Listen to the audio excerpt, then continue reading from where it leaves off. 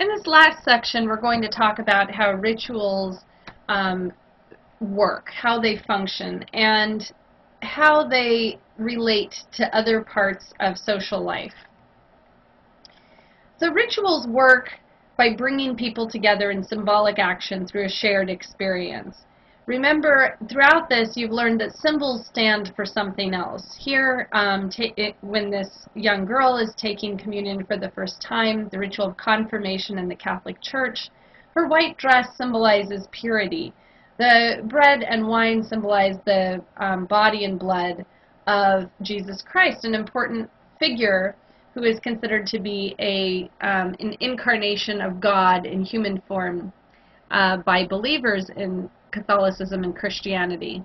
So these symbols that happen in the ritual are not just eating a wafer and wine, but they're symbols because they stand for a greater meaning. Symbols are both multivalent and dynamic. Their multivalency means that they have diverse meanings. And their dynamic quality, their dynamism, means that they change over time. Symbols help bring people together in continuity of behavior or action through having these qualities, because it allows the symbol to stay relatively static in terms of its content. That is, you do the same action over and over time. However, it allows the action to change in terms of its meaning to the individual, both in terms of bringing people together and having many different individuals share the action but not the meanings, and also in allowing entire culture groups or entire religions to change over time in how they see these symbols and what they're doing. So whenever we look at rituals, we find that the superficial what that people are doing, the stuff that people are doing, is less important than the why they're doing it, the actual meanings to them. So when you do your interfaith project and you go to observe an actual ritual event, it is important to take detailed notes about what is happening. But then what you need to do is go back in from your knowledge based in your online research and journal entries to interpret what these things really mean, what the symbols behind them actually stand for. So rituals work by enacting core values through these behaviors that stimulate people's emotions. It builds them to a peak and directs them toward a goal. If you look at any ritual service in religion, it builds people's emotions in some way toward a peak moment and then closes out the ritual and sort of ushers people back into the everyday world. These rituals, building the emotions and then sort of letting people have a release, functions to allow people to let go of emotional tension, to process what's been happening to them recently, to work out social conflicts and find space in themselves for forgiveness, and also it's part of a process through which communities define and renew themselves, coming together and having this sense of solidarity and defining who they are and renewing their commitment to each other. Here we see in this photo Druids in their ritual circle. You can see the various blues and greens, as I've talked about, as symbolic colors, and they're holding hands saying the Druid vow.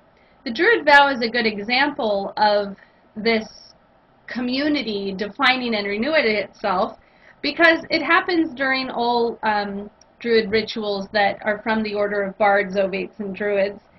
And the vow itself affirms the commitment to community. So the vow is, we swear by peace and love to stand, heart to heart and hand in hand. Mark, O Spirit, and hear us now, confirming this our sacred vow. So when you consider this, you see that even in this very simple, brief act of saying the vow together, you have people physically connecting as a community by holding hands in a circle, able to see one another, all of them on an equal playing field. There are no priests or everyone is a priest in this. There's no one leading and everyone else looking to them, but rather an enactment of the idea that each person is their own priest and on equal footing. You have the enactment of saying this commitment, of renewing this commitment to the community, and also to the core values of the religion, of peace and love. Rituals and their cultural contexts can be fabulously complex. Here I want to point out the very complex cultural factors that impacts the ritual of female circumcision in the Middle East and Africa. Female circumcision is a practice by which anything from a part of the clitoris to a large part of the exterior part of the vaginal area, the labia and the clitoris and so on are removed, and the woman is completely stitched up. So it can mean a variety of things, all of which center around removing some part of the female genitalia, ritually in a religious context. Now, what we find is that all parts of, for the most part, Africa and the Middle East where this is practiced, have the religious justification coming from Islam through that cultural lens that says this is a way of maintaining barriers between men and women. It is reducing the woman's desire and potential to go out and engage in extramarital sex. However, what we find is that when we really look at the root cause of this practice, which quite a lot has been done on because a lot of women's rights groups and public health groups would like to stop this practice from happening, or at least get it to be its least invasive procedure, which is just to remove a little bit of skin over the clitoral hood, basically the same process of male circumcision. These groups have been looking at this, and they find that the real source of the ritual, the real driving force behind it, is not the religious justification. This becomes a symbolic, the female transformation of her genitalia becomes a symbolic ritual that really speaks to a number of different cultural and economic issues. So when you look at the actual things that feed into the problem of having barriers between men and women, we find that there are various cultural factors as well as economic factors at work. There's the cultural assumption that women are unpredictable and lack self-control in terms of their sexuality, and so there's an assumption that there's a need to control women's sexuality, and that feeds into the barriers between men and women. There's an economic structure that values paternity, that is, the male line is how inheritance happens, and these inheritances are very important. So there's a value of chastity, of making sure that the father is really the biological father of, the social father, the husband, is really the biological father of his child.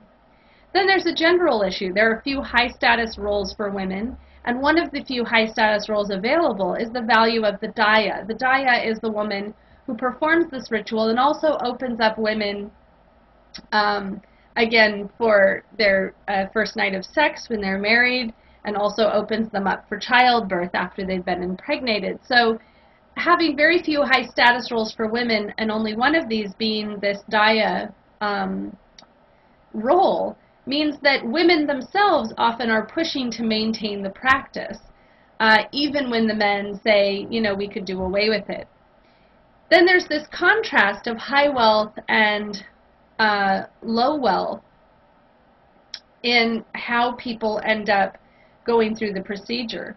So oftentimes you find that women with high wealth maintain the barriers between men and women through seclusion. That is, that they don't have to be physically have barriers in their body to men, because their family is wealthy enough that they don't have to go outside of their family compound.